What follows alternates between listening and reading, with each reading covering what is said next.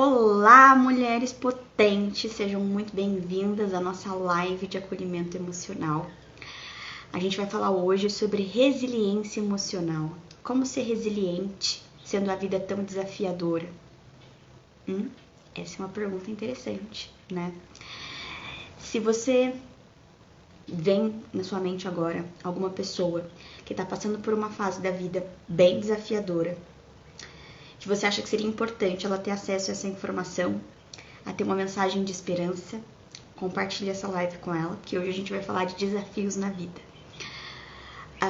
Já tem algumas semanas, né, que a gente começou essas lives de acolhimento e eu tenho recebido histórias muito profundas e sérias de sofrimento humano, sabe? De dor, de desafio na vida, que fica difícil manter a esperança.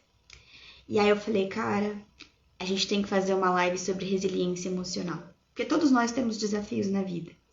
Mas às vezes bate uma...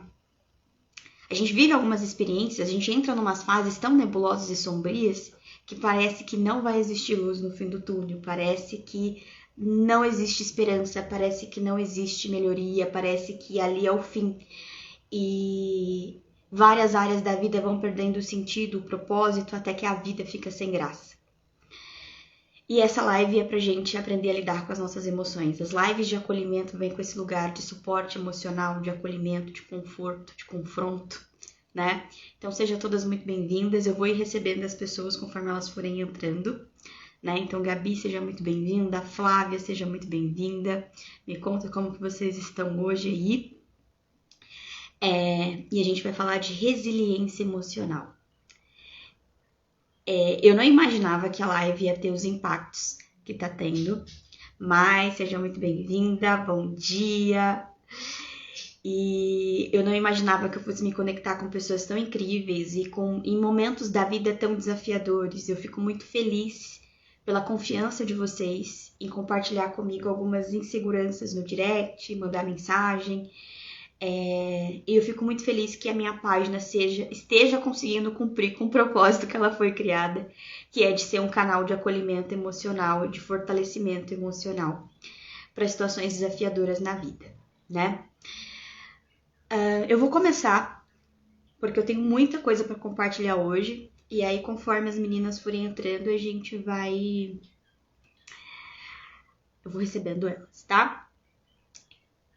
Quando a gente fala de resiliência emocional, parece uma coisa difícil, né? Parece como ser forte demais, não se abater com as adversidades da vida, tá sempre ali com a mulher guerreira, a forte, que dá conta de tudo. Mas resiliência, às vezes, é também se permitir expressar, se permitir sentir, se permitir desistir, né? Porque a gente trata a desistência muitas vezes só como um fracasso, mas às vezes desistir é uma das melhores decisões que a gente pode fazer pela gente, reconhecer os nossos limites. Para uma pessoa que passou a vida inteira ultrapassando os próprios limites, desistir em alguns momentos é um ato de resiliência, um ato de coragem. A resiliência emocional é como eu expliquei na outra live, eu gosto muito da metáfora do bambu, que a resiliência emocional é como um bambu. O vento ele bate no bambu, ele enverga, mas ele não quebra, ele volta para o movimento da vida. E uma pessoa resiliente, ela é assim, ela é até abatida pelo vendaval da vida, pelas tempestades da vida, mas ela volta para o movimento, ela não desiste da vida apesar da adversidade que ela está passando ali. E o primeiro ponto para a gente começar a ser mais resiliente é desenvolver uma mentalidade positiva. E uma mentalidade positiva não é pensar positivo do tipo, vai dar tudo certo, tá tudo bem. Se não tá tudo bem, não tá tudo bem. Uma mentalidade positiva é a gente reconhecer que a gente está passando por um momento desafiador, mas perceber quais são as oportunidades que esse movimento desafiador, que esse momento da vida desafiador, ele traz pra gente. Eu tinha muita dificuldade com essa ideia de mentalidade positiva, porque parecia uma coisa falsa, parecia pouco autêntico, mas depois eu aprendi que era um treino. E aí uma frase que me ajudou muito a treinar essa mentalidade positiva foi a frase do tudo que acontece me favorece. No começo, quando eu comecei a pensar assim, parecia mentira. Tipo, olha que coisa estranha, que mantra mais esquisito. Tudo que me acontece me favorece. Mas aí o que me ajudou a perceber ao longo do tempo praticando esse pensamento? Roberta, seja muito bem-vinda. Eu consegui perceber que quando eu pensava que tudo me acontece, me favorece, eu tinha uma tendência a pensar no que eu poderia extrair de bom daquela experiência que eu estava vivendo. O que eu posso extrair de positivo? O que eu posso usar disso para o meu crescimento? Como que eu posso aprender com essa experiência? Então, às vezes, numa experiência de sofrimento que a gente está passando, parece que a gente não vai crescer de forma alguma com aquilo ali. Mas é nos momentos de sofrimento que a gente mais aprende sobre a existência humana, sobre a vida, e que a gente tem os nossos principais insights, que a gente pensa em novas possibilidades. A tristeza, ela é essa emoção que faz a gente refletir sobre a nossa vida e pensar numa rota diferente. Então, ela é sim uma oportunidade de crescimento. Eu tinha muito uma sensação de solidão. Eu não sei se vocês têm isso. Quando eu ficava muito triste, eu me sentia sozinha. Parecia que ninguém me entendia, ninguém sabia o que eu estava passando, ninguém era capaz de perceber o lugar que eu estava. E depois eu fui aprendendo que essa solidão, ela era falsa. Como assim, mano? Uma solidão falsa? Era mentirosa. Porque quando eu fui estudar autocompaixão, eu descobri que o sofrimento ele faz parte da experiência humana. Então, independente da onde no planeta esse ser humano está, ele vai passar por experiências de sofrimento. Ele vai sofrer, ele vai ser impactado de alguma forma na vida. E aí, quando eu entendi isso, que isso é inclusive uma dos pilares de autocompaixão, é a gente entender que a gente vive uma humanidade compartilhada, que não existe experiência desafiadora que a gente viva na vida, que ninguém no planeta Terra, que outro ser humano não tenha passado por experiência muito parecida. Né? Thaís, seja bem-vinda, Maria. Então a gente não precisa focar só no negativo. Então o primeiro passo, assim, para a gente começar a ser mais resiliente emocionalmente, é desenvolver essa mentalidade positiva, pensar no tudo me acontece, que me acontece me favorece. Como que eu posso aprender com essa experiência? Como que eu posso crescer a partir dessa experiência? Eu errei, eu tomei uma decisão equivocada, eu me mantive num trabalho que ultrapassa meus limites, eu me mantive num relacionamento que não me respeita, eu não coloco limite nas pessoas e elas me sugam. Você fez isso até aqui, mas tomar a decisão de mudar é muito importante, mas reconhecer que esse erro, ele te ensina, que esse erro, ele te leva para algum crescimento. Isso ajuda a gente a lidar com as adversidades. Outro ponto importante é construir rede de apoio. A gente precisa de pessoas para compartilhar nossas preocupações. Eu faço as lives de acolhimento e decidi criar uma página de acolhimento emocional. Por quê? Porque eu percebi ao longo do meu processo essa falta de um lugar para compartilhar minhas vulnerabilidades e que eu me sentisse acolhida de verdade. E aí eu percebi uma deficiência. As pessoas têm dificuldade de serem acolhedoras. Porque a gente está tão imersa no nosso próprio sofrimento que a gente não é capaz de acolher o outro. Por que a gente vai se tornando canal de cura ao longo do nosso processo de autoconhecimento? Porque a gente vai aliviando o nosso sofrimento, vai entendendo as nossas demandas, então a gente consegue ser berço, ser ninho, ser abraço para alguém que vem com uma demanda. Porque a gente consegue ouvir aquela pessoa. Então é importante a gente construir rede de apoio para aliviar o estresse, compartilhar as preocupações e ter suporte emocional. E as lives, elas estão aqui para isso, os meus grupos estão aqui para isso, e as conexões que a gente vai criando estão aqui para isso. Hoje a minha árvore tá cheia de, de passarinhos, vocês estão ouvindo no fundo o som dos passarinhos. Então a gente precisa construir rede de apoio. Uma coisa legal também que eu aprendi sobre as redes de apoio é que elas mudam de acordo com o tempo. E a gente precisa respeitar essa mudança, tá? Quem era minha rede de apoio em 2018 não é minha rede de apoio agora em 2023. Acontecem alguns fenômenos na vida que tem pessoas que vão caminhar com a gente por anos, que são aquelas amizades assim verdadeiras que caminham com a gente por muitos anos. Mas vão ter pessoas que vão ficar em algumas estações da vida. Em alguns momentos da vida elas ficam ali e a gente prossegue viagem e encontra com outras pessoas ao longo da jornada. Então minha rede de apoio ela mudou muito. E depois que eu me tornei psicóloga, a rede de apoio ela mudou da água para o vinho. Alguns amigos se mantiveram. Falar que mudaram todos? Não. Teve alguns amigos que se mantiveram, amigos assim extremamente especiais, que a gente se mantém conectado até hoje. Mas teve pessoas que não, que ficaram. E por vários motivos. Alguns positivos, simplesmente mudanças na vida, e outros negativos. Mas a gente precisa saber finalizar os ciclos, entender que vai ter pessoas que vão partir. E faz parte da experiência essas pessoas partirem. E que o nosso número de melhores amigos, de amigos íntimos, de pessoas para contar, sempre vai caber numa mão e às vezes vai sobrar dedo. Sabe? Vai ser de 3, 4, no máximo 5 pessoas, tá? Tem até uma live já que salva no perfil bem antiga, que eu falo sobre vínculos de amizade e das relações.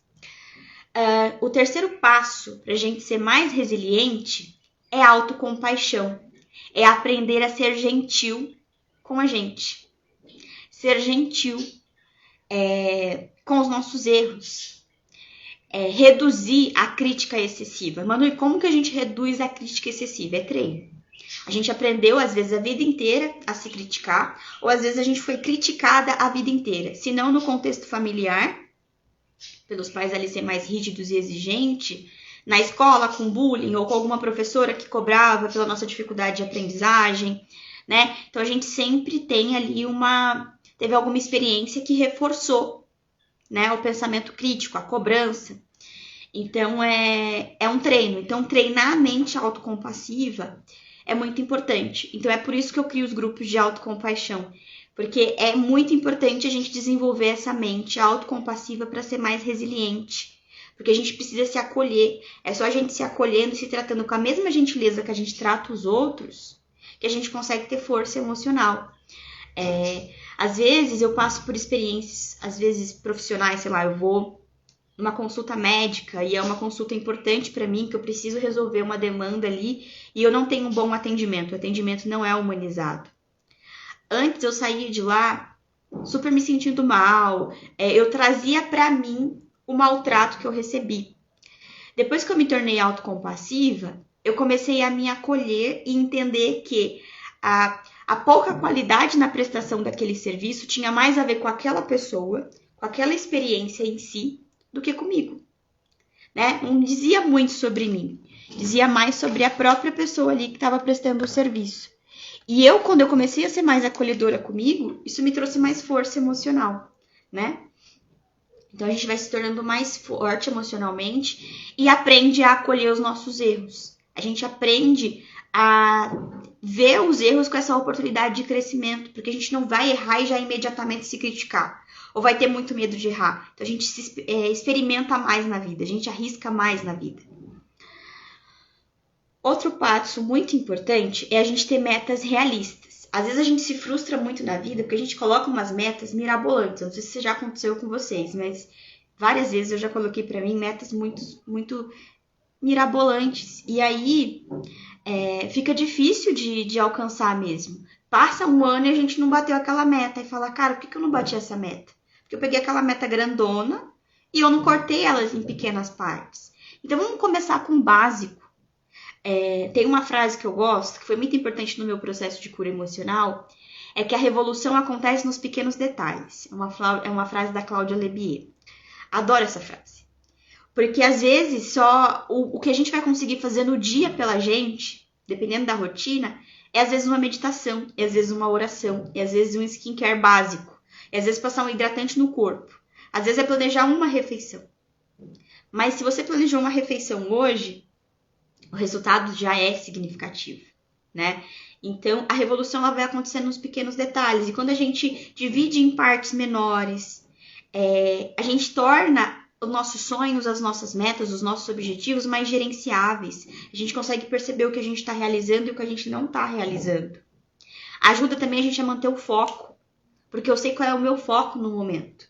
Então, por exemplo, por isso que eu falo que é importante, toda vez que a gente começa um ano, a gente listar as nossas intenções de cura emocional. Né? Eu vou ensinar isso no grupo que eu vou fazer em dezembro, me aguarde. Porque a gente precisa ter metas claras de cura emocional, porque senão a gente passa a vida, eu queria reduzir a minha ansiedade, eu queria lidar com aquela memória de abuso que eu tive na infância, eu queria, e vai ficando, vai passando os anos e vai ficando. A gente precisa olhar, não, esse ano vai ser o ano que eu vou olhar de frente para essa minha dificuldade de aceitar meu corpo. Como que eu vou começar com isso? Vai ser lendo um livro. Vai ser consumindo conteúdo de um especialista nesse tema. Entrando num grupo de terapêutico para as mulheres que querem aceitar o corpo. Vai ser fazendo um processo terapêutico, procurando uma psicóloga, iniciando um processo terapêutico para olhar para isso. Sabe? Então, quando a gente foca numa coisa, transforma isso numa meta alcançável, a gente consegue gerenciar isso, a gente consegue ir atrás disso. E o emocional, ele exige da gente a mesma dedicação que o físico, que o cognitivo, que o técnico. Eu quero fazer uma faculdade, então eu vou me preparar, eu vou fazer às vezes um cursinho pré-vestibular, eu vou estudar para o vestibular para passar na graduação, né? Para passar no vestibular ali e fazer a graduação. O processo de cura emocional é a mesma coisa. Às vezes a gente vai ter que fazer um processo inicial para desenvolver repertório, para fazer uma prova emocional, para conseguir realizar aquela coisa que a gente tem desafio. A gente tem dificuldade, a gente tem bloqueio, a gente tem um trauma. Entende? Não sei se está fazendo sentido. Me contem aí no chat se está fazendo sentido.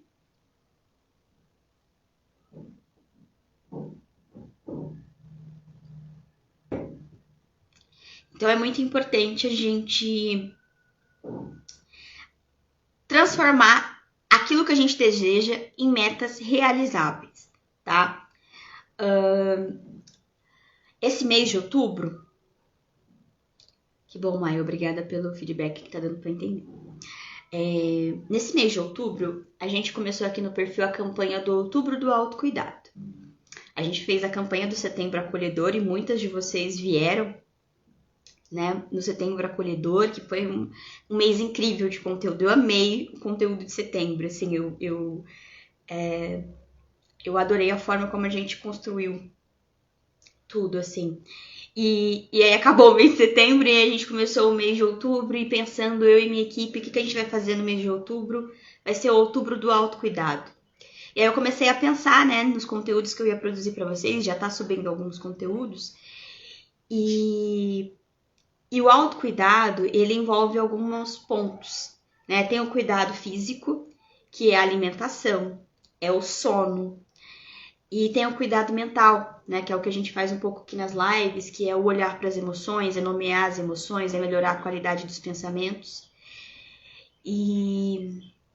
Mas uma coisa me atravessou nesse processo de criação de conteúdo, é que como ter qualidade de sono cuidando de um familiar doente que tem crises à noite?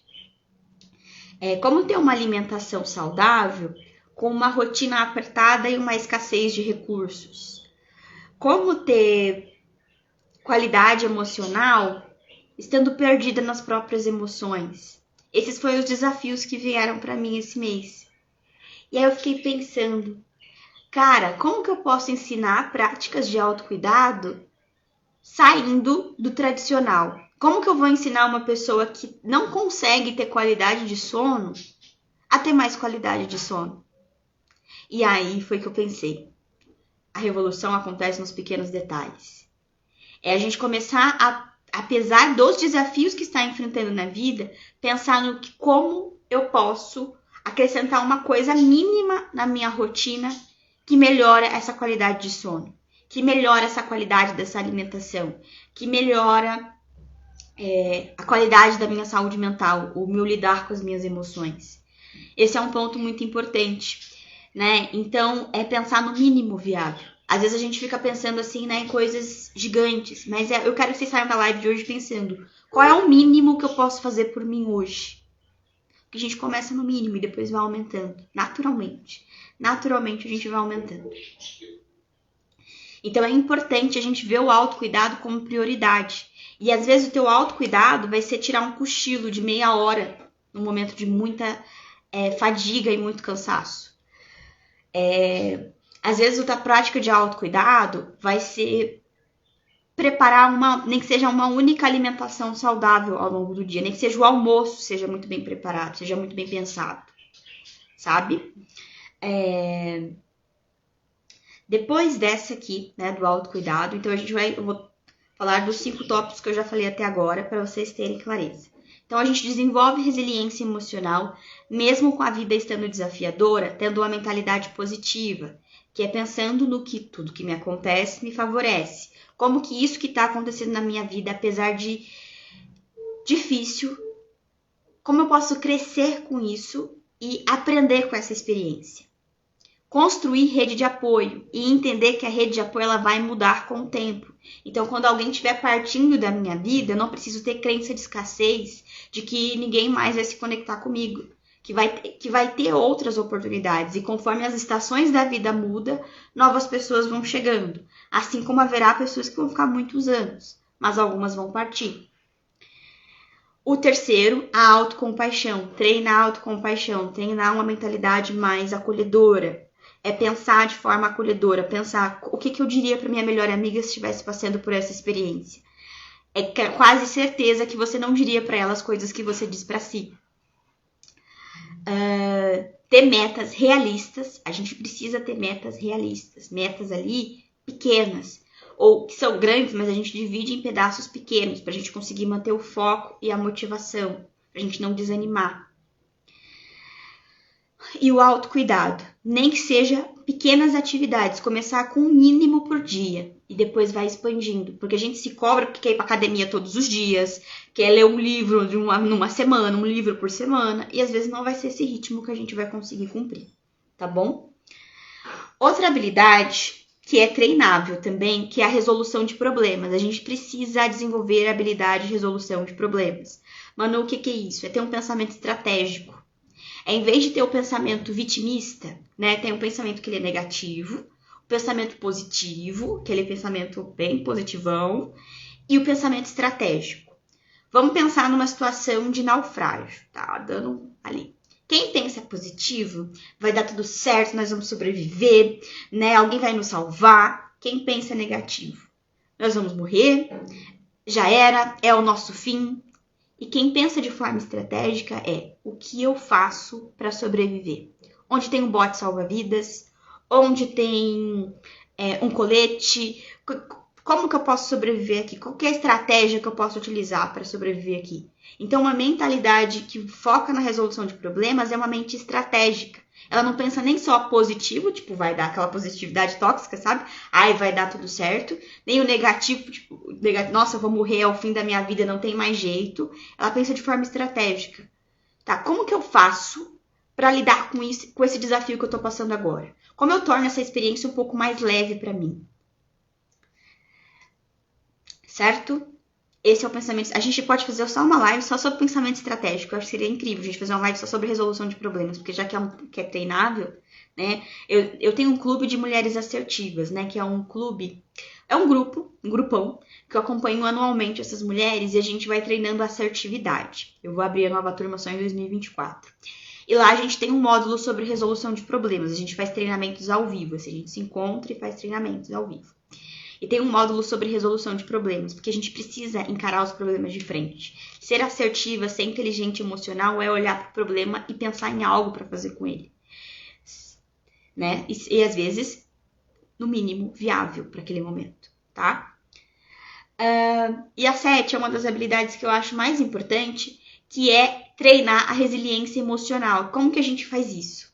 4 passos. Isso aqui é para anotar, porque isso aqui tem que estar gravado, repetido, repetir até decorar. Resiliência emocional. Vou falar 3 palavras. Reconhecer, aceitar, expressar e regular. Essas são as 4 palavras-chave. Reconhecer, aceitar, expressar e regular. É isso que a gente tem que fazer com as emoções. 4 palavras que explicam o que fazer com o nosso mundo emocional. Primeiro, a gente tem que reconhecer as nossas emoções. Eu estou com raiva, ou eu estou triste, ou eu estou ansiosa, ou eu estou com vergonha, ou eu estou culpada, ou eu estou... Primeiro, eu reconheço o que eu estou sentindo. Reconheci? Passo 1. Depois eu aceito o que eu tô sentindo. Eu não preciso me sentir o cocô do cavalo do bandido porque eu tô me sentindo culpada. Eu não preciso me sentir mal porque eu tô com vergonha. Eu não preciso me sentir mal porque eu tô ansiosa. Eu não preciso rejeitar o que eu tô sentindo. Porque se eu rejeito o que eu tô sentindo, em questões de segundo, em menos de 1 minuto, eu começo a me rejeitar. Então eu começo a pensar, eu não deveria estar sentindo isso. Alguma coisa está errada comigo por eu estar sentindo isso. Eu não presto por estar sentindo isso. Eu não tenho jeito por estar sentindo isso. Então a gente sai da rejeição da emoção e imediatamente começa a rejeitar a si mesmo. Por isso que é muito importante a gente aceitar essa emoção. E aí a gente expressa essa emoção. E mano, como que a gente expressa a emoção? A gente pode escrever, a gente pode procurar nossa rede de apoio, a gente pode ouvir uma música, a gente pode conversar com os nossos próprios pensamentos. E a gente pode se comunicar com a pessoa, né, que está relacionado à situação, né? Porque às vezes é uma pessoa que provoca uma situação que deixa a gente naquele estado de humor. Ter uma conversa assertiva com essa pessoa, né? De como está sendo essa experiência ali na relação pra gente. E o último e não menos importante, regular essa emoção. Então, eu reconheço, eu aceito, eu expresso e eu regulo. O que é isso? É regular. Aceitei que eu tô com raiva, aceitei que eu tô ansiosa, reconheci que eu tô com essa emoção, já expressei essa emoção, fiz um exercício de respiração para regular. Escrevi para regular. Então, regular é o quê? A raiva, eu percebo que a raiva tá indo pro nível 10 pela forma como eu tô pensando. É eu mudar a forma que eu tô pensando para reduzir, ou ter uma prática comportamental para reduzir. Vou dar alguns exemplos. Então, sei lá, eu tô com raiva. Vamos pensar que a Mai, ela pegou uma coisa minha emprestada, muito importante, que eu ia usar para fazer a live hoje, meu celular. E eu fiquei sem meu celular para conseguir fazer a live. E eu fiquei extremamente irritada com isso. Eu já tinha falado para ela que eu ia usar o celular para fazer a live, e mesmo assim ela levou o celular para casa dela e agora tá lá longe. Como que eu pego meu celular? É um exemplo. Então vamos lá, a Mai pegou meu celular. Aí eu tô com raiva. Se eu fico pensando, nossa, a Mai sabia disso. Nossa, que palhaçada. Nossa, a Mai não deveria ter feito isso. E aí eu fico tendo esses pensamentos, qual é a tendência? Ela fez isso de propósito, ela fez isso porque ela queria me provocar. Qual é a tendência desse pensamento? Ele vai aumentando o meu nível da minha raiva. Até chegar no nível que quando a Mai chegar na minha casa para trazer o celular, eu já vou estar com uma cara desse tamanho e vou dizer para ela várias palavras pesadas. Ou às vezes eu vou ser mais ríspida com ela, não vou receber ela com a qualidade que eu receberia ela na minha casa. E aí, quando eu percebo que, caraca, eu tô com muita raiva da Mai, pera, se a Mai sabia que eu ia usar o celular e ainda assim ela levou pra casa dela, será que não aconteceu alguma coisa? Será que não teve alguma emergência? Será que eu nunca falhei com as pessoas? Será que eu nunca cometi algum erro que deixou as pessoas com raiva? Então eu começo a exercer compaixão por ela e vou aliviando então esses pensamentos em relação a ela. Esse pensamento crítico e severo. E aí a minha raiva ela vai regulando. Às vezes eu vou fazer um exercício de respiração. Entende? Muda a percepção. Agora vamos para o exemplo. Júlia, seja muito bem-vinda. Raquel. E aí vamos pegar outro exemplo da ansiedade. Então tô lá. Tenho uma entrevista de emprego amanhã, tô extremamente ansiosa, porque assim, minha reserva de emergência acabou. Preciso de um emprego urgente, porque se eu não trabalhar agora, ferrou. Né? Não sei como que eu vou viver, vou ter que viver de doação. Tô numa situação complicada. Ou sei lá, minha reserva de emergência acabou e eu preciso dessa renda extra para poder suprir essa renda que tá faltando. Vou pensar numa situação financeira, que normalmente o que mais mexe com o nosso emocional é o financeiro. A nossa diva Victoria chegou, tornando a nossa live internacional. E aí eu tô ansiosa. E aí como que eu vou? Primeiro eu vou reconhecer, tô ansiosa, tô sentindo meus ombros aqui, ó, tenso, meu coração tá palpitando, mão tá suando, preocupação frequente com vida financeira, deito pra dormir, fica aquele negócio fuzilando minha mente. Tá, tô ansiosa. Primeiro passo, reconhecer, aceitei, tô ansiosa. Aceitei que eu tô ansiosa. Não é um problema estar ansiosa, tô sentindo ansiedade porque alguma coisa tá provocando essa ansiedade. Algum pensamento ou alguma situação, deixa eu entender. E aí eu vou expressar essa ansiedade. Tô ansiosa porque eu tô preocupada com a minha vida financeira, tô preocupada com a situação financeira, tô preocupada com determinada experiência X da minha vida. Como que eu regulo essa ansiedade? Então, já que eu tô com dificuldade para dormir, vou fazer uma prática de mindfulness, vou baixar o aplicativo que a Manu indicou, vou fazer exercício de respiração, eu vou fazer uma oração, eu vou ouvir uma música calmante, eu vou pôr um som de chuva, eu vou, sei lá, escrever sobre essas preocupações, ou eu vou mandar mensagem para minha amiga para explicar para ela o que tá acontecendo, para mim compartilhar com alguém essa preocupação, entende? Então, regular a emoção é eu pensar numa prática para aliviar a intensidade. Se eu fico deitada na minha cama pensando, nossa, tô sem dinheiro, nossa, e se eu precisar de ajuda? E se eu depender das pessoas? E se nada der certo pra mim? E se eu fracassar como profissional? Nossa, você viu a menina que estudou comigo? Ela já tá, tipo, fazendo uma viagem internacional, ela tá fazendo intercâmbio, eu tô trabalhando em 3 empresas e eu tô aqui contando as moedas, né? Então a gente se compara muito com os outros. Nossa, ou então às vezes não é nem um nível extremo assim de escassez financeira, às vezes a gente tá até com recurso financeiro, mas por a outra pessoa tá, sei lá, em outra realidade social e a gente não tá vivendo a mesma experiência que ela, a gente se compara e às vezes vai sentir ansiedade por conta disso.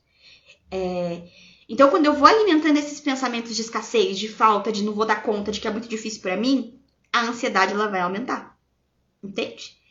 E se eu tenho pensamentos mais compassivos e mais acolhedores, tipo, ela tem a história de vida dela, eu tenho a minha, o que eu posso fazer pra me fortalecer emocionalmente e lembra do primeiro tópico, ver os desafios como oportunidades. Então, como que esse desafio financeiro que eu tô tendo agora, o que ele me ensina? O que eu aprendo pra nunca mais passar por essa experiência?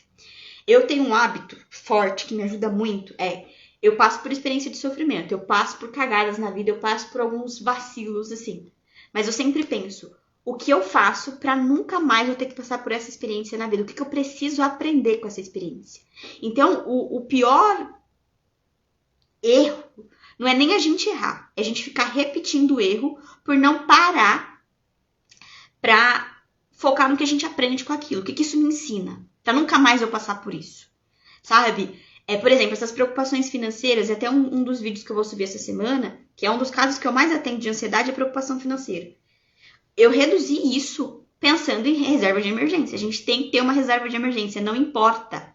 Seja 10 reais que eu vou guardando por dia ou por mês, ou sei lá. Mas a gente tem que ter uma reserva de emergência. Não adianta. Se você não tem reserva, você vai ficar ansioso toda vez que você vê sua conta vazia. Toda vez que você tiver sem recursos. Então a gente precisa pensar.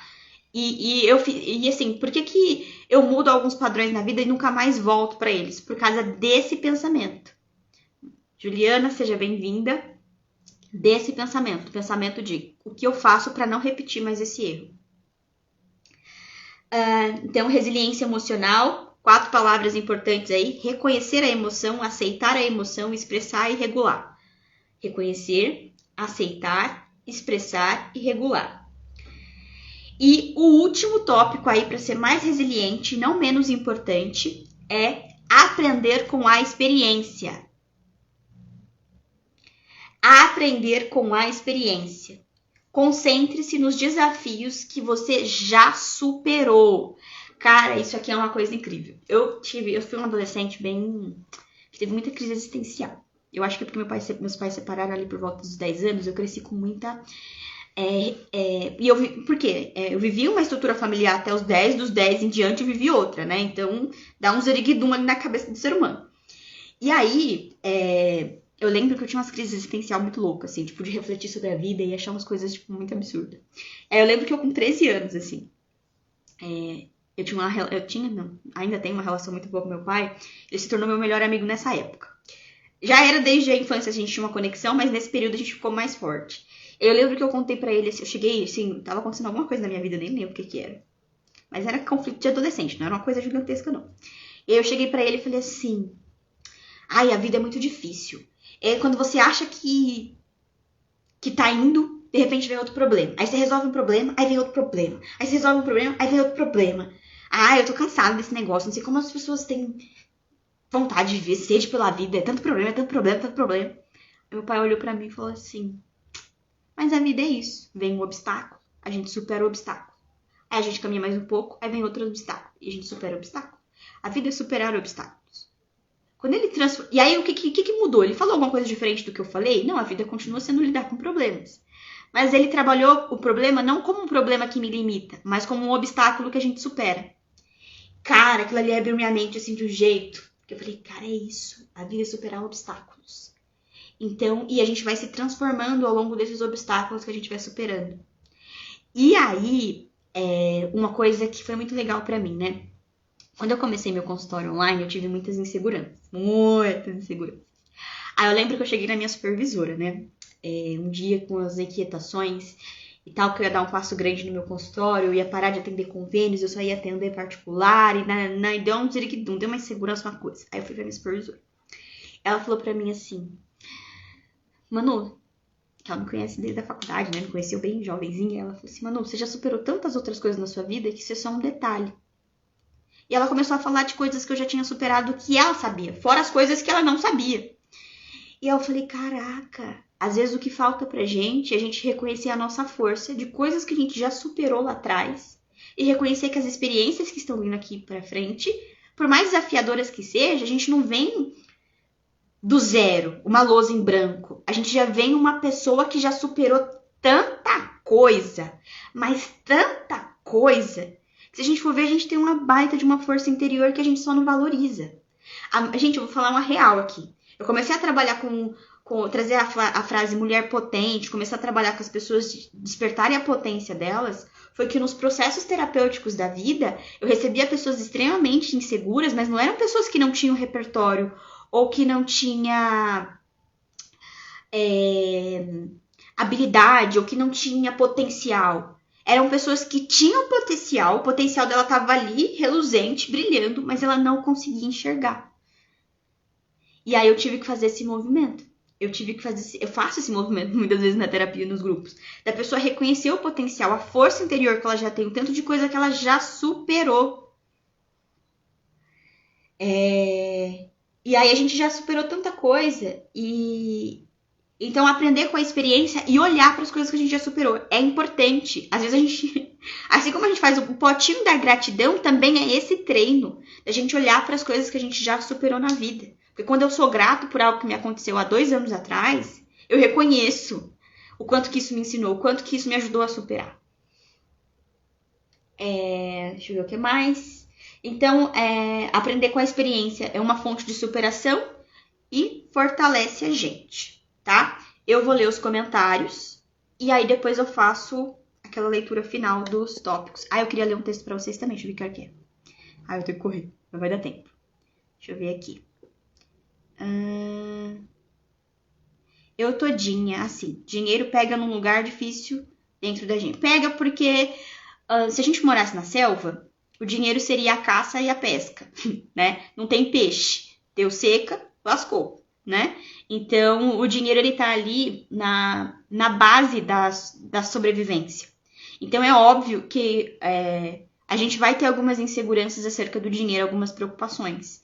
E quando a gente aceita que é natural se preocupar com a vida financeira e que a gente precisa se precaver para não ficar se preocupando o tempo todo, fica mais fácil. Aquela coisa de que você chegou um pouco mais tarde, mas é aquela coisa de transformar as coisas em metas alcançáveis. O que eu vou olhar em 2024? Eu vou olhar para minha vida financeira. Então, como que eu crio uma reserva de emergência? Qual a melhor conta para criar essa reserva de emergência? Qual o melhor sistema? Qual a melhor estratégia? Qual é o valor que eu vou começar guardando? A revolução acontece nos pequenos detalhes, como diz a Cláudia Lebier. Então, você começa guardando ali o mínimo possível, que é possível no momento. Reduz a trufa que você come, sei lá, por semana e guarda aquele valor. Ou faz uma renda extra. Às vezes o negócio tem que fazer uma renda extra, tá? Teve grupos que eu fiz, gente, que era para fazer renda extra. O dinheiro que ele trava no consultório com os atendimentos dava de boa para suprir as contas do consultório, mas não dava para fazer reserva. Então vamos fazer grupo para fazer reserva. Entende? Então a gente pensa em pensamento estratégico. Não é pensamento negativo, tipo, eu vou falir, eu vou quebrar, não vou ter dinheiro nunca mais. Ou pensamento positivo, vai dar tudo certo. É o pensamento estratégico. Como que eu faço para dar certo? Qual o melhor caminho? O que eu tenho que estudar? Quem eu posso ler? Entende? Fico sempre pensando, tô com quase 40 anos e não tô estável financeiramente, pelo contrário. Tem pelo menos mais uns 40 anos aí de vida para equilibrar isso. Então tá, cheguei aos 40 e não consegui me equilibrar financeiramente. Como que eu faço para nos próximos 10 eu conseguir isso? Para que nos próximos 5 eu consiga isso? Entende? Em vez de olhar para trás o que eu não consegui fazer, olhar para frente como que eu faço isso a partir de agora. Isso é resiliência na vida. Isso é, sabe?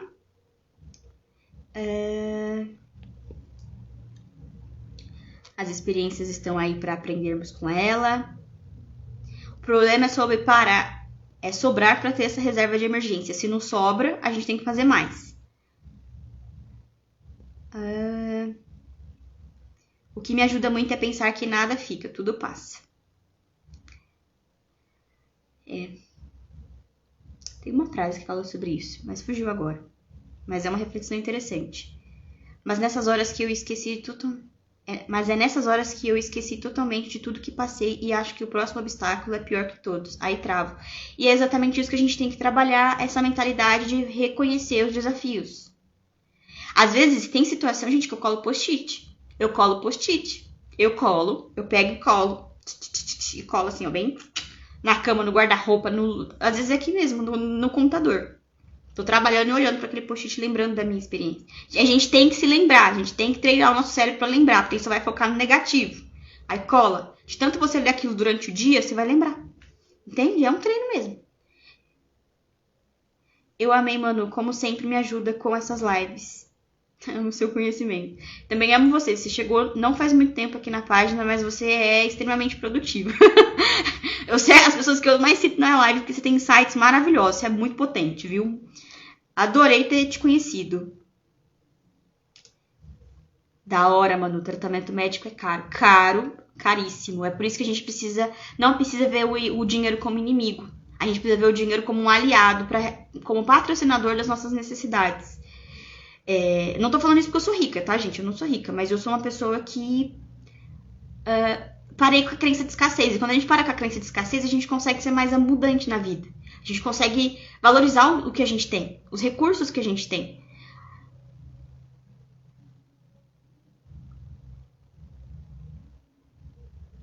Sim, me ajudaram recentemente e me ajudaram a não ficar triste com o tratamento. E é isso, tem mais uma coisa que eu queria ler pra vocês. Deixa eu ver se tá aqui. Tá. Eu tava pensando, né, no início... Vocês vão ver gravado depois, no comecinho? Pega o comecinho, que não pegou o comecinho. Vai ficar gravado no YouTube, o link vai estar na bio. Tem um livro que eu li quando eu era jovem, que chamava Vida Severina. Não sei se vocês leram. É um livro de poesia. Muita gente lê porque ele cai normalmente nos vestibulares. E, cara, eu me apaixonei por aquele livro e virou tipo um... Não é meu, eu procurei aqui meus livros, mas não tava. Não é meu, eu li de alguém. Ainda pensei, por que eu não peguei pra mim, né? Ao lado ruim da Manu falando, né? Eu falei, meu, pá, pelo amor de Deus, né? Compra o livro, né, Manoel? Pelo amor de Deus. Tão baratinho o livro. Tá vendo? Até eu tenho um lado sombrio, gente. Tá vendo? Vinha aquele anjo do mal ali. Por que você não rouba o livro Vida Severina de alguém? Quem foi que te emprestou? Por que você não pegou pra você? Que coisa horrível, Emanuele. Ainda bem que você não pegou pra você, que você devolveu pra pessoa, pelo amor de Deus. Eu devia ser da biblioteca ou de alguma... Mas eu acho que era de algum amigo, porque eu não lembro de ser de alguma biblioteca. Tá vendo? Até eu tenho meu lado sombrio.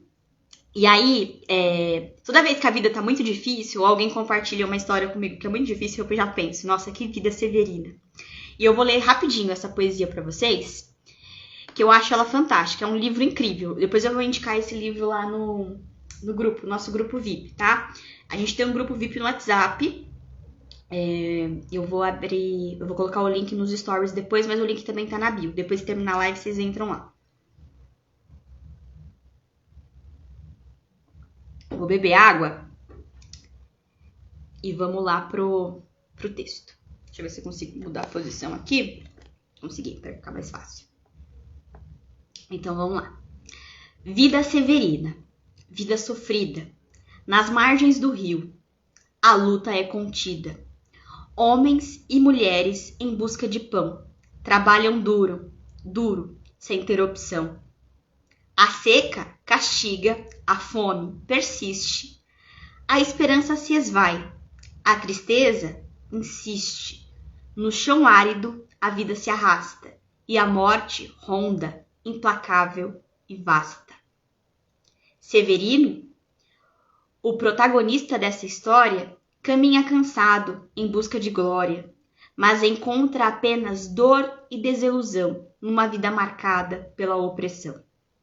A morte é constante, a vida é efêmera e a esperança se esconde sorrateira. Severino, como tantos outros, luta em vão contra a miséria que assola sua nação. Vida severina, vida de dor, onde a vida é um fardo, um pesado labor. Mas mesmo na tristeza, há beleza a se encontrar, na força do povo que não para de lutar.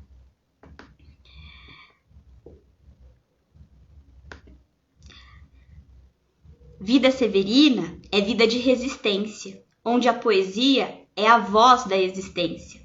Nas palavras de João Cabral de Melo Neto, a vida severina ganha um novo afeto. E assim, mesmo na adversidade, a vida severina encontra sua verdade. Na poesia, na arte, na luta diária, a vida severina se torna extraordinária. Esse texto, ele mexe muito comigo, porque ele é todo um livro, tá? É toda uma história contada em poesia, mas esse é a introdução. Conta a história da seca no Nordeste, né? De pessoas que passaram por essa experiência. E o que eu acho muito legal é que o Severino, né? O autor, né? Ele pega o personagem Severino e ele torna a vida de vida severina. E aí ele pega o nome Severino para trazer para a vida severina, né? Que é uma vida pesada, uma vida difícil, uma vida de seca. Mas ainda assim o personagem ele vai encontrando beleza, né? Às vezes assim, tá passando por uma seca e vê uma flor, uma rosa, sabe? E se encanta, ele pega os detalhes da vida ali. Por mais que às vezes a esperança se esconda e ele veja a morte assolando ali as pessoas, né? Os animais, ele ainda tenta encontrar esperança na vida. Eu amo esse texto, gente. E eu acordei pensando nele. Fazia tanto tempo que eu não li esse livro. E aí eu acordei pensando nele e falei, cara, eu vou ler pros meninos na live essa poesia. E depois eu vou compartilhar no grupo, porque é incrível. Então é isso, né? Vida severina. Então às vezes a gente tá numa fase da vida que é bem... Quando eu falar vida severina, agora você já sabe o que eu tô falando. Entendeu? Vai ser nosso tema.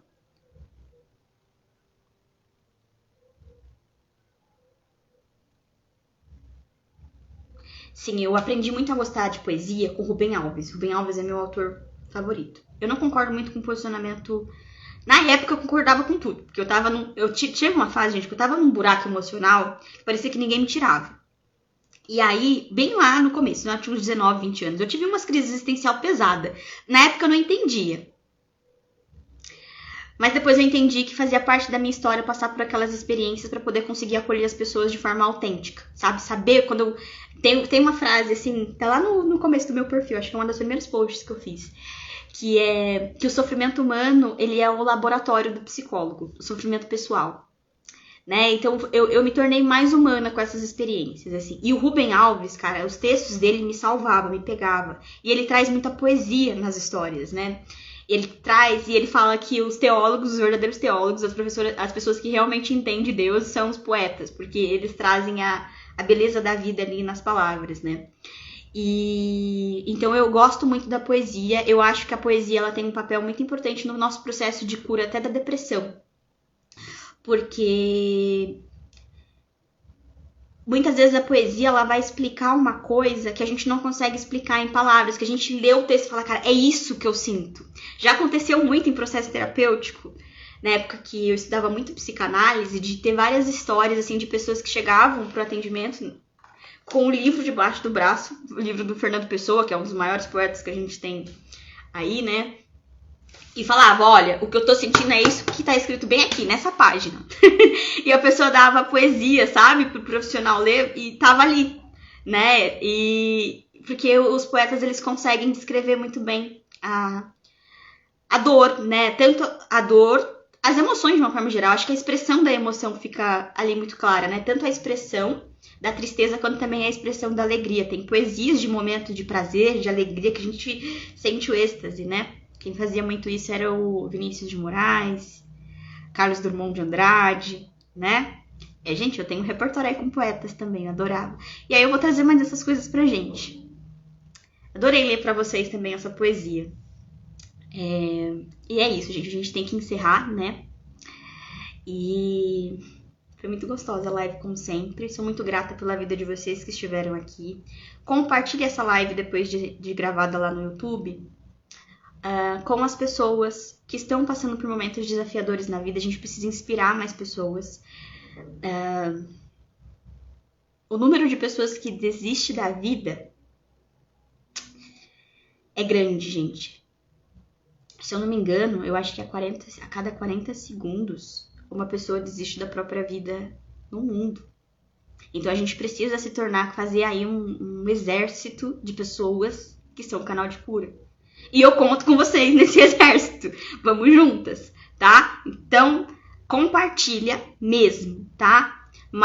A Mai tem dado muitos frutos. Chegou aqui recentemente, mas ela já conectou com tantas pessoas, já ajudou tanta gente, né? A Vicky também, a Júlia, vocês são incríveis, tá? Amo ter vocês comigo. E quem não tá no nosso grupo de WhatsApp, entre, porque eu vou compartilhar o resumo da live da semana passada, o resumo da live de hoje e esse poesia da Vida Severina e também o livro, tá bom? Beijos e boa semana pra vocês.